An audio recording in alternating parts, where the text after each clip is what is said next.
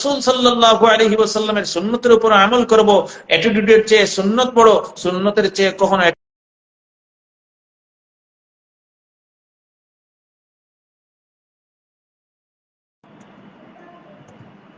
সুতরাং আমরা সকলে চেষ্টা করব ইনশাআল্লাহ আমরা নবীজির সুন্নতকে আমল করব, অ্যাটিটিউডকে আমরা পিছনে ছেড়ে দেব, আর নবীজির সুন্নতকে আমরা অগ্রাধিকার দেব, সামনে রাখবো। আমি সালাম করব।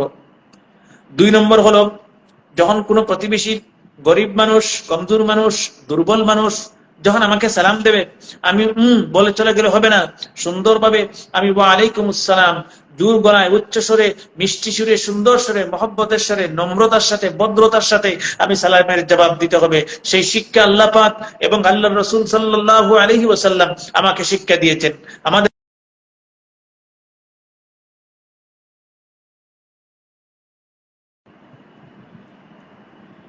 সেই জন্য আমরা প্রতিবেশীর মানুষকে মহব্বত করব, আর তাকে সালাম দেব। সালাম, সে যদি সালাম করে সালামের জবাব দেব। 2 নম্বর, আমরা কোন ধরনের প্রতিবেশীকে কষ্ট না দেব। 2 নম্বর হক হলো, প্রতিবেশীর 10টা হক বলেছি, 2 নম্বর হলো কোনো প্রতিবেশীকে কষ্ট না দেব। আল্লাহ রাসূল সাল্লাল্লাহু আলাইহি ওয়াসাল্লাম বলেছেন যে সেই মুমিন নয় যার কু আচরণ থেকে প্রতিবেশী নিরাপদ নয়। বুখারী শরীফের হাদিস, নবী করিম সাল্লাল্লাহু আলাইহি ওয়াসাল্লাম বলছেন, এই ব্যক্তি যতই নামাজ পড়ে না কেন, যতই হজ করে না কেন, যতই কোরআনে কারীম তেলাওয়াত করে না কেন, যতই তাসবিহ তাহলিল করে না কেন, এই মানুষটা মুমিন নয় যে তার প্রতিবেশীকে কষ্ট দেয়। এই মানুষটা মুমিন নয়। সুতরাং শুধু, আমি আগেই বলেছি, শুধু নামাজ পড়লে, রোজা রাখলে, হজ করলে মুসলমান মুমিন হওয়া যায় না। প্রতিবেশীর হক আদায় করতে হয়। প্রতিবেশীকে যদি জুলুম, অন্যায়, অত্যাচার, নির্যাতন করেন, আপনি মুমিন নন। আল্লাহ রাসূল ঘোষণা দিয়েছেন। 2 নম্বর। 3 নম্বর, প্রতিবেশীর প্রয়োজনে সাহায্য করা। কোনো যদি প্রয়োজন হয় তার, আর প্রয়োজনে আপনার কাছে কোনো প্রতিবেশীর মানুষ বিপদে পড়ে, প্রয়োজনে আপনার কাছে আসে, তাহলে তাকে যথাসাধ্য সাহায্য করবেন, খালি হাতে ফিরিয়ে দেবেন না। যা তাকে আপনার কাছে, সেই দিয়ে সাহায্য করার চেষ্টা করবেন। দুঃখ দুর্দশায় পাশে দাঁড়ানো, প্রয়োজনে ঋণ দেওয়া বা সহায়তা করা। এই মানুষটার দুঃখ দুর্দশায় আমরা পাশে থাকবো। যদি তার প্রয়োজন হয়, ঋণ নিতে চায়, আমরা ঋণ দেওয়ার চেষ্টা করব, বা যে কোনো লাইনে, যে কোনো ধরনে আমরা সাহায্য সহযোগিতা করার চেষ্টা করব প্রতিবেশীর মানুষকে। সেই শিক্ষা দ্বীনে ইসলাম এবং আল্লাহর রাসূল সাল্লাল্লাহু আলাইহি ওয়াসাল্লাম আমাদেরকে দিয়েছেন। আমরা রাসূলের সুন্নত, রাসূলের আদর্শকে আঁকড়ে ধরার চেষ্টা করব, আর প্রতিবেশীর মানুষের সাথে ভালো ব্যবহার করব। আল্লাহ পাক যেন তৌফিক দেন। আল্লাহুম্মা আমিন। আগেই বলেছি, এবার 4 নম্বর হলো, অসুস্থ হলে খোঁজ খবর নেওয়া। আগেই বলেছি, আর এবার হাদিসের সাথে মিলিয়ে বলতেছি। হযরত ইবনে ওমর রাদিয়াল্লাহু তাআলা আনহু বলতেছেন, আমরা শিখেছি প্রতিবেশী অসুস্থ হলে জিয়ারত করা ফরজে কিফায়া।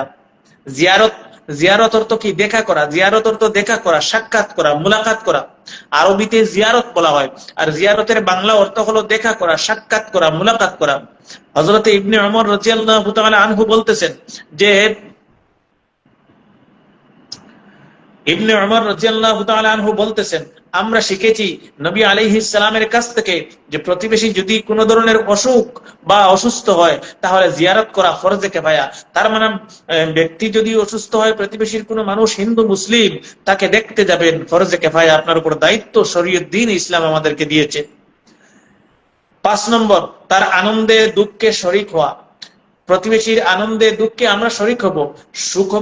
সুখবর যদি আসে, কোন প্রতিবেশীর ছেলে মেয়ে যদি ভালো রেজাল্ট করে, অথবা আইপিএস, আইএএস, ডক্টর, ইঞ্জিনিয়ার হয়ে যায়, তাকে অভিনন্দন জানানো, কংগ্রাচুলেশন, আমরা অভিনন্দন জানাবো।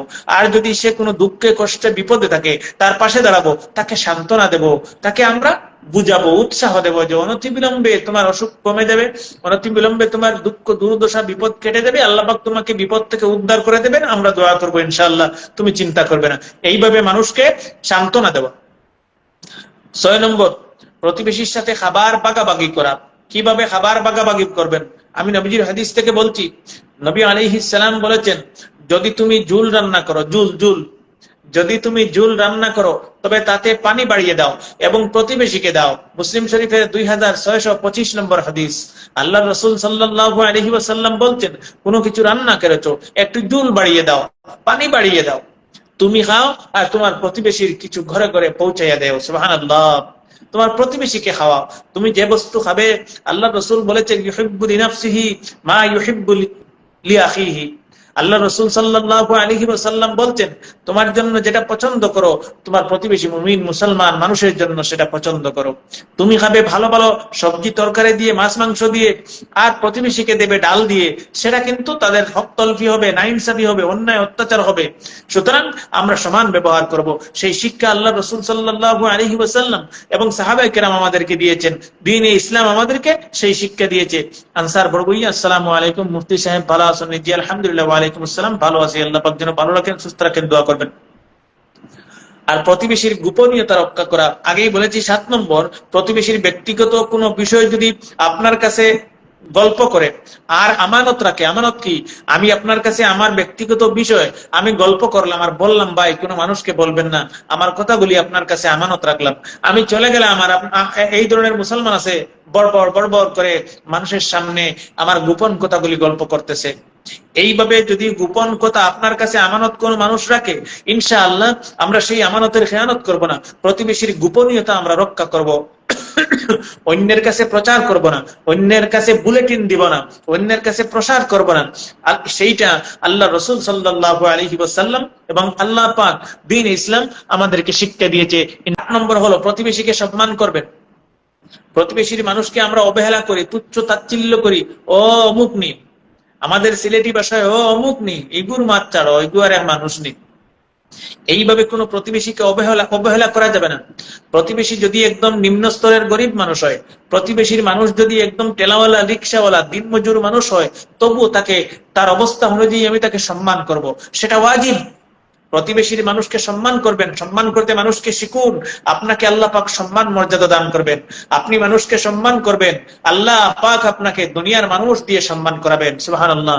সুতরাং আমরা প্রতিবেশীর ছোট মানুষ যদি হয়, আমার গ্রামের একদম গরিব মানুষ, নেহাত গরিব মানুষ, এলাকার একদম নেহাত গরিব মানুষ, টেলাওয়ালা রিক্সাওয়ালা, কৃষিকাজ করে দিনমজুর মানুষ আপনার বাড়িতে এসে কাজ করে, আপনার প্রতিবেশীর মানুষ, প্রাণ ভরে তাকে শ্রদ্ধা করেন, সম্মান করেন, তাকে জি আপনি বলে কথা বলেন, দেখবেন মানুষটার মন খুশি হয়ে যাবে। আর ওই গরিব মানুষটা মন থেকে আপনার জন্য দোয়া করবে। আল্লাহর কসম করে বলছি, আল্লাহ রাসূল সাল্লাল্লাহু আলাইহি ওয়াসাল্লাম যখন মেরাজে গেলেন, আরশে আজিমে আল্লাহ পাক নবীজিকে অফার দিয়েছেন, হে আমার রাসূল, আমার হাবিব, আপনি যান জান্নাত জাহান্নাম দেখে যান। নবী আলাইহিস সালাম বলছেন, আমি যখন জান্নাত দেখতে গেলাম তখন দেখতে পেলাম আমার উম্মতের বেশিরভাগ গরিব মানুষ জান্নাতে, সুবহানাল্লাহ। উম্মতের 80 থেকে 90% মানুষ গরিব মানুষ, জান্নাতে যাবে, আগে জান্নাতে যাবে, সুবহানাল্লাহ। গরিবকে অবহেলা করতেছেন, তুচ্ছ তাচ্ছিল্য করতেছেন, আপনি ধনীর চাইতে 1000 বছর আগে গরিব জান্নাতে চলে যাবে, সুবহানাল্লাহ। নবী আলাইহিস সালাম বলছেন, আর দেখলাম আমার উম্মতের বেশিরভাগ মেয়েলুক জাহান্নামে। কারণ আছে, আমি সেই কারণ আজকে আলোচনা করব না, অন্যদিন আলোচনা করব, যেহেতু আজকের বিষয়টা আমার আলাদা। সেই জন্য আমরা প্রতিবেশীর মানুষ যদি গরিব হয় একদম অবহেলা করব না, তার কোন ধরনের নিকনেম বের করব না। আল্লাহ পাক বলেছেন কোরআনে কারিমে, ওয়ালা ইয়াগতাব বাযুকুম বাযা। অন্য আয়াতে আল্লাহ পাক বলেছেন আমরা কোন মানুষের নিকনেম বার করব না। নিকনেম অর্থ কি? আমার নাম মনে করেন একটা আছে আব্দুর রহমান, আমার নাম আব্দুর রহমান, আমি ওর নাম বের করে দিলাম যে খালা, বলু, কুটি, বিভিন্ন ধরনের মানে চিড় নাম, যে নাম বললে পরে ওই মানুষটা চিড়ে যায়, মানে সিরানি নাম যেটাকে বলা হয়। আমরা এই ধরনের মানুষের, প্রতিবেশীর কোনো মুসলমান বা যে কোনো ধরনের মানুষ হয় না কেন, সেই মানুষের আমরা নাম বের করব না। এই ধরনের নাম বের করা গুনাহে কবিরা। মানুষের যে নাম আছে সেই নামে আমরা ডাকবো, অপর নামে তাকে আমরা ডাকবো না। সেই ধরনের চিড় নাম বা নিকনেম বের করা গুনাহ, আমরা সেটা থেকে বেঁচে থাকার চেষ্টা করব, গুনাহে কবিরা। যে মানুষের যে নাম আছে সেই নাম দিয়ে আমরা ডাকবো। আর প্রতিবেশীর মানুষ যদি গরিব হয় তাকে সম্মান করব, তাকে গালি দেব না। কোন মুসলমানকে গালি দিতে পারে না। আরেকটা কথা ভালো করে বুঝেন, কোন মুসলমান, আল্লাহর কসম, কোন মুসলমানকে গালি দিতে পারে না। আপনারা বলবেন হুজুর আজকে তো মুসলমান গালিটা ধরেই রেখেছে, ট্রেন্ডিং, গালিতে মুসলমান ট্রেন্ডিং এ আছে, ভাইরাল হয়ে গেছে, এত গালি মুসলমান দিতে পারে। আরে ভাই, এরা তো মুসলমান নয়, শুধুমাত্র নামে মুসলমান, কিন্তু প্রকৃত পক্ষে এরা মুমিন নয়, প্রকৃত পক্ষে এরা মুমিন নয়। মুমিন এবং মুসলমানের মধ্যে অনেক পার্থক্য আছে, আমি পরে আলোচনা করবো ইনশাল্লাহ, একদিন আলোচনা করেছি, হয়তো আপনারা ভুলে গেছেন। আপনি গালি দেবেন না। প্রতিবেশীর মানুষ যদি গরিব দুর্বল হয়, এই মানুষটাকে আমরা গালি দিবেন না। কোন মানুষকে অপমান করবেন না। অপমান মানে বেইজ্জত করবেন না। কোন মানুষকে বেইজ্জত করবেন না। জীবনে কোনো মানুষকে বেইজ্জত করবেন না। আল্লাহ পাকের আরশে আজিম থরথর করে কাঁপতে থাকে কোন মানুষকে যখন কোন মানুষ বেইজ্জত করে। আল্লাহ পাকে তো গুসসা হন, রাগান্বিত হন, আল্লাহ পাকের গজব এসে যাবে। আমরা সেই ধরনের মানুষকে অপমান বেইজ্জত করা থেকে বিরত থাকার চেষ্টা করবো ইনশাআল্লাহ। কোন মানুষের সাথে ঝগড়া করব না। দেখেন আমি কি বলছি, প্রতিবেশীকে সম্মান করব। সম্মান করতে গিয়ে আমরা অসম্মান করতে গিয়ে কোনো মানুষকে আমরা গালি দেব না। কোন মানুষকে আমরা অপমান বা বেইজ্জত করব না।